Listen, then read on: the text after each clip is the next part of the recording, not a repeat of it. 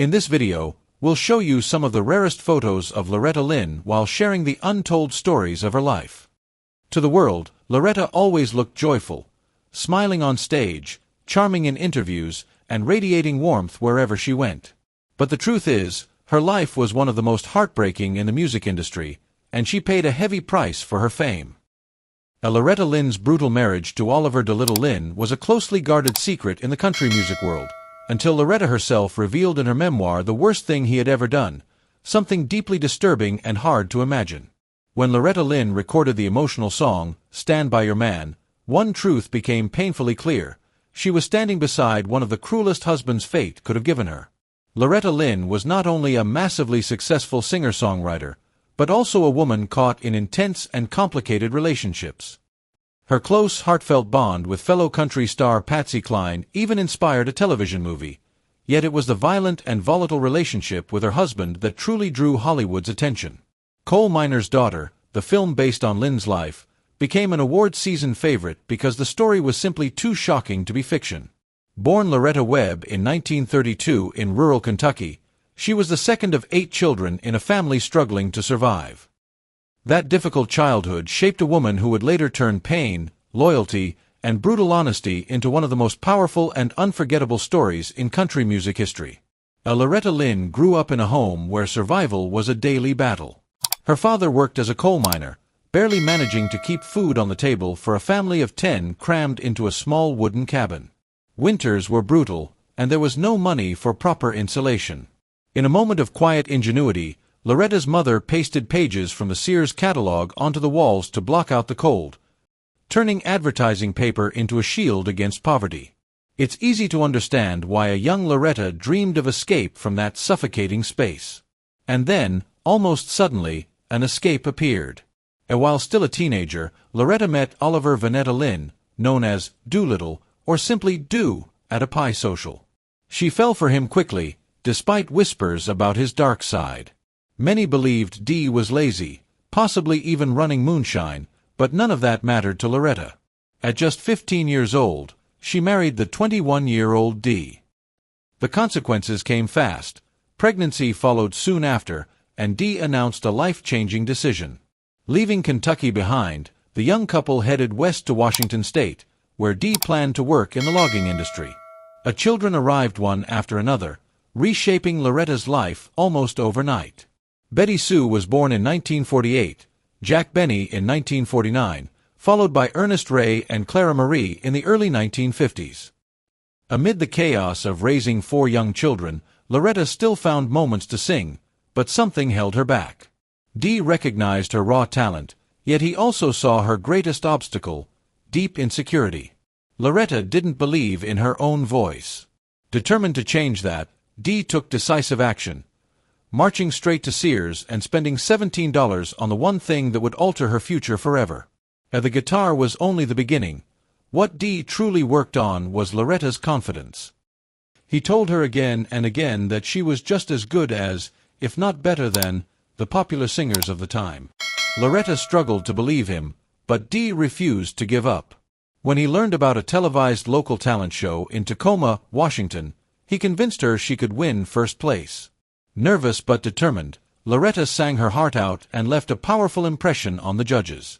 Ironically, the prize was never a large sum of money or a recording contract. When Loretta Lynn did take the top prize, disappointment quickly followed. The reward was only a wristwatch, not glamorous and hardly life-changing. Yet something meaningful came from the experience.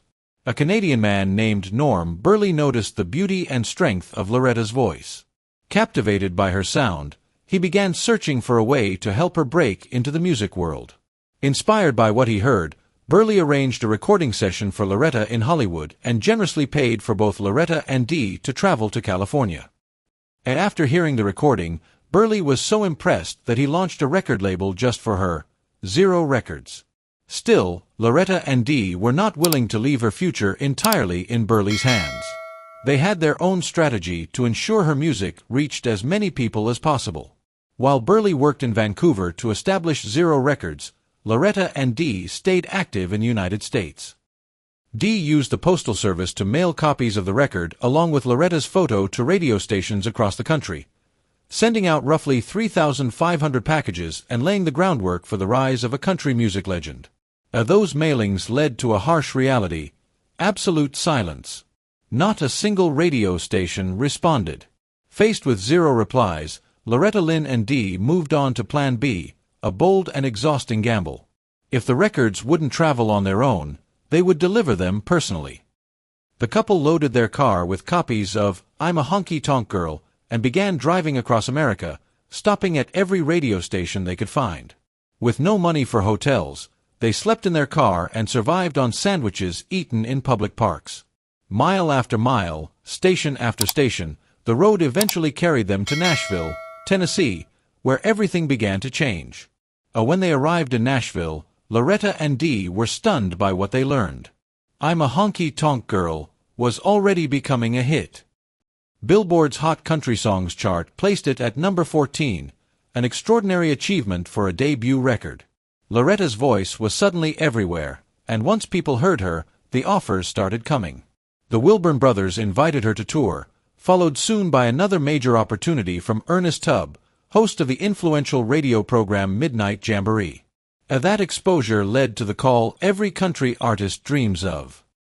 The Grand Ole Opry, America's longest-running radio broadcast devoted entirely to country music, wanted Loretta Lynn to perform. The invitation was monumental. The Opry gave its performers unmatched visibility, and for Loretta, the future suddenly looked wide open. But success brought new pressure. She now had to write songs. Inspiration, however, was close to home. Her marriage was anything but peaceful. Dee had a violent temper, smashing jars against walls during arguments and sometimes turning that rage on Loretta herself. Yet Loretta was never passive. She later admitted she fought back, twice for every time he hit her. Once, she even struck him with a skillet full of creamed corn. Still, one explosive fight crossed a terrifying line. In the chaos, Loretta hit Dee so hard she heard his teeth scatter across the floor. In that moment, fear took over, the fear that Dee might be seriously injured or worse. Their marriage, filled with passion, violence, and volatility, became the raw fuel behind some of the most honest and powerful songs Loretta Lynn would ever write. Instead of striking back in rage, Dee reacted in an unexpected way. He laughed. That moment revealed a strange truth. As painful as the marriage was, it became endless material for Loretta's songwriting.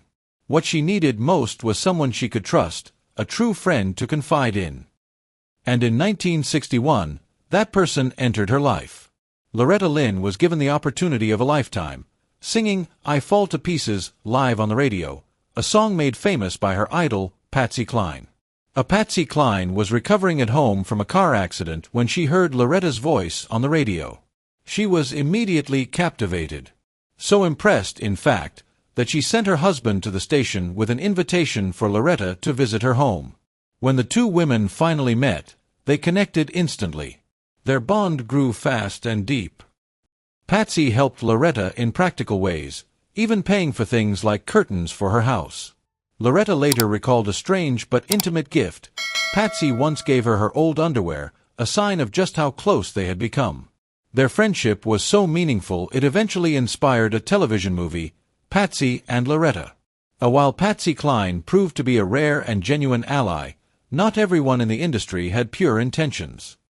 Loretta Lynn was now recording under the Wilburn Brothers Publishing Company, who had helped move her from Zero Records to the far more powerful Decca Records. But hidden within that opportunity was a devastating discovery. Loretta learned that the publishing company claimed ownership of all her songs. Shocked and outraged, she found herself locked into a battle that would last nearly 30 years, fighting to reclaim the rights to her own music. Despite the legal struggle and industry exploitation, Loretta Lynn's success did not slow down. Even as she fought the Wilburn brothers behind the scenes, her career continued to rise, proof that her resilience, talent, and voice were stronger than the forces trying to control her. Loretta Lynn's rise at Decca Records was immediate and undeniable. Her very first single with the label lived up to its name, remaining on Billboard's Hot Country and Western Sides chart for an impressive 16 weeks. One hit followed another, Yet there was an important detail often overlooked. Loretta wasn't writing those early successes herself.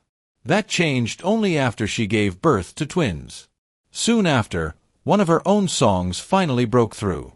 Dear Uncle Sam told the emotional story of a woman saying goodbye to her husband as he leaves to fight in Vietnam. Its subject matter stunned country audiences, who had never heard war addressed so directly in a country song.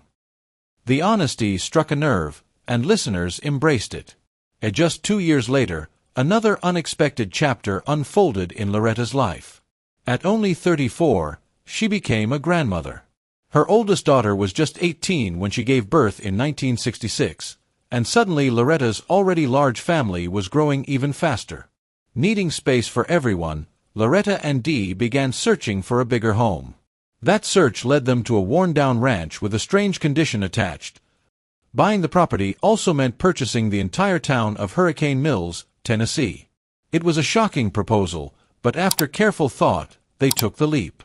Overnight, Loretta Lynn became the owner of a town, ready to build a future around it. Around this time, Loretta found inspiration in the most ordinary moments. Backstage before a show, she met a woman who tearfully confessed she feared losing her husband to a mistress.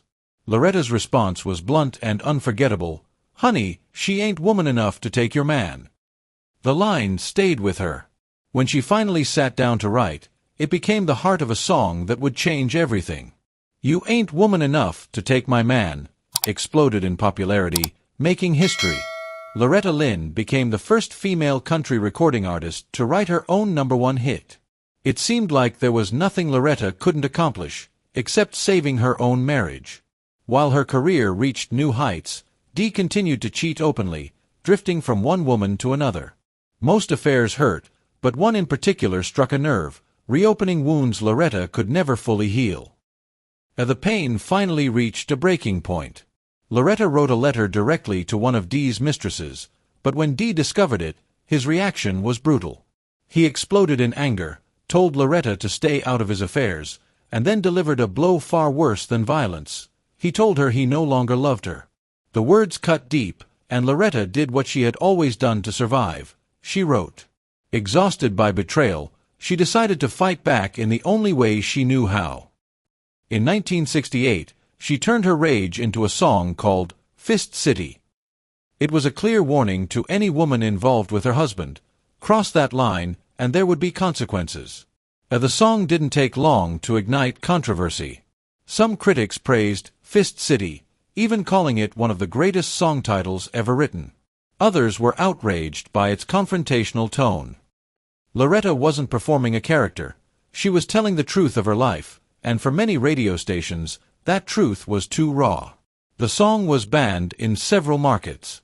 But the reality behind it was even harsher. Dee's infidelity was only part of the problem. He also struggled with alcoholism, and whenever Loretta returned home from tour, she never knew what condition she would find him in. Later, she admitted that some days she dreaded going home at all. As if that wasn't enough, another devastating loss followed. Loretta's friendship with Patsy Cline had always carried an eerie sense of fate. Patsy once confessed she didn't believe she would live a long life. That haunting premonition came true in 1963 when Patsy was killed in a plane crash. In a single night, Loretta lost her closest friend and her greatest mentor. Yet Patsy had taught her how to survive the industry, and Loretta carried those lessons forward. The 1970s became Loretta Lynn's decade. Her audience exploded, especially among women who saw their own lives reflected in her songs. Her influence was so strong that Procter & Gamble hired her to promote Crisco, one of their most iconic household products. By the end of the decade, the Academy of Country Music named her Artist of the Decade, the first woman ever to receive the honor. Loretta was at the height of her power, and Hollywood took notice. By 1980, her life story was compelling enough to be turned into a feature film, a project Loretta embraced with excitement, knowing her journey was finally being told on the biggest stage of all. Loretta Lynn stunned audiences when she announced on a talk show that Sissy Spacek would play her in Coal Miner's Daughter. There was just one catch. Spacek hadn't officially agreed.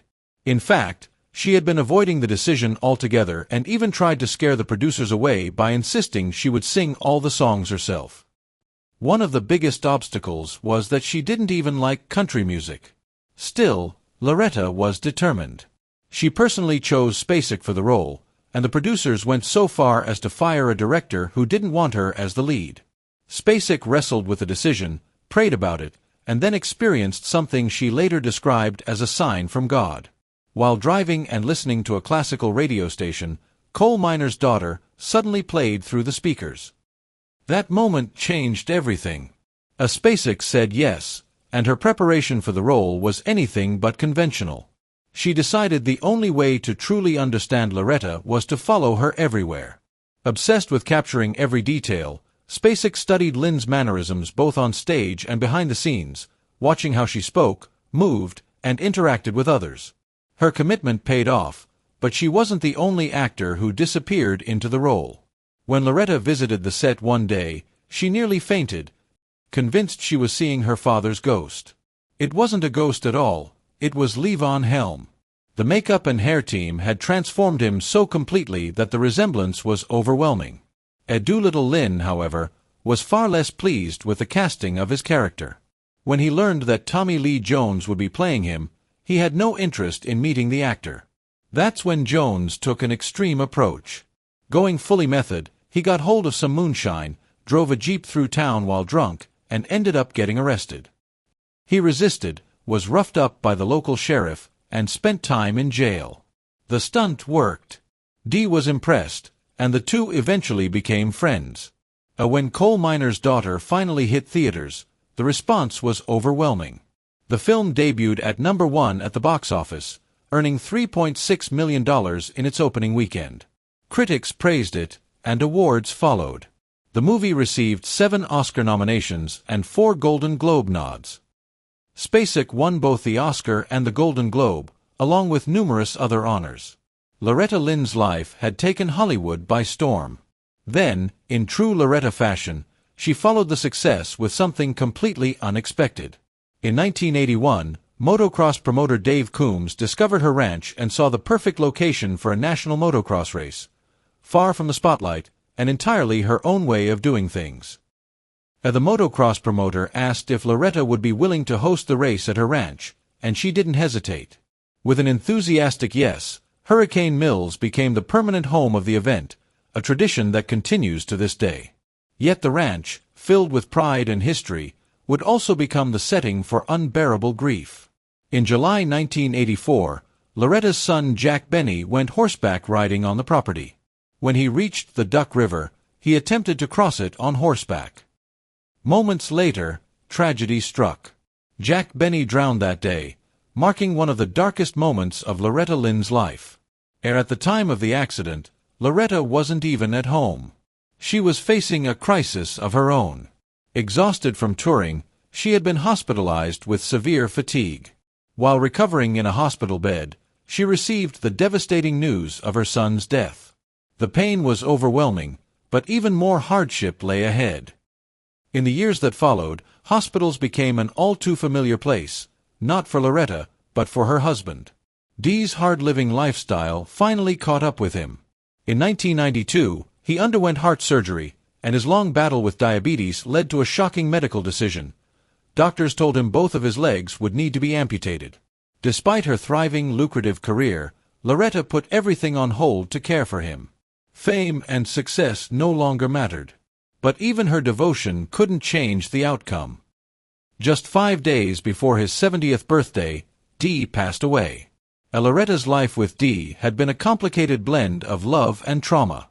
She later admitted that without him, she might never have had a music career at all. Now, suddenly alone, she struggled to adjust to a life without the man who had shaped so much of her story. Grief demanded an outlet, and Loretta knew exactly where to turn. Looking back on marrying so young, she began to understand how deeply those early choices had defined her, and how her pain had always been the source of her strength. Looking back, Loretta realized she had moved straight from obeying her father to obeying her husband. After Dee's death, the silence was unbearable. For years, she said she thought she saw him everywhere. To survive the grief, she returned to the one place that had always saved her, songwriting. She poured her sorrow into I Can't Hear the Music, a heartfelt tribute to Dee. What she needed next was a way to feel alive again, to stay connected to the present rather than trapped in loss. She found it in an unexpected place. In 2004, when most people her age were thinking about retirement, Loretta Lynn was starting something entirely new.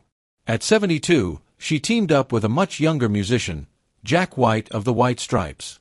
He produced and performed on her 42nd studio album, Van Leer Rose. Against all expectations, the album soared to number 2 on the U.S. Billboard Top Country Albums chart. The collaboration proved what younger artists already knew.